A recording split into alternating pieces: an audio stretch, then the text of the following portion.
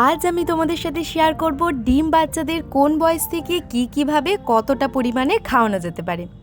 ডিমে কিন্তু রয়েছে প্রচুর পরিমাণে প্রোটিন, সাথে রয়েছে ক্যালোরি, আর এই ক্যালোরি কিন্তু বাচ্চাদের ওজন বাড়াতে সাহায্য করে।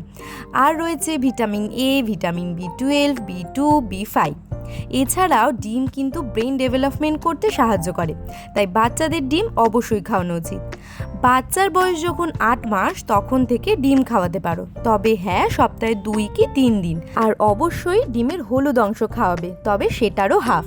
এক এক দিন এক এক রকমভাবে ডিম খাওয়াতে পারো, যেমন ডাল সেদ্ধর সাথে, কখনো আলু সেদ্ধর সাথে, কখনো আবার জলের সাথে, যেটা আমার ভিডিওতে দেখে নিশ্চয়ই বুঝতেই পারছো।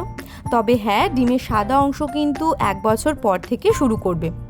এরকম ভিডিও আরও দেখতে চাইলে আমাকে কমেন্ট বক্সে অবশ্যই জানিও। আর এই ভিডিওটা ভালো লাগলে শেয়ার করে দিও, চ্যানেলটা অবশ্যই সাবস্ক্রাইব করে দিও। দেখা হচ্ছে নেক্সট ভিডিওতে।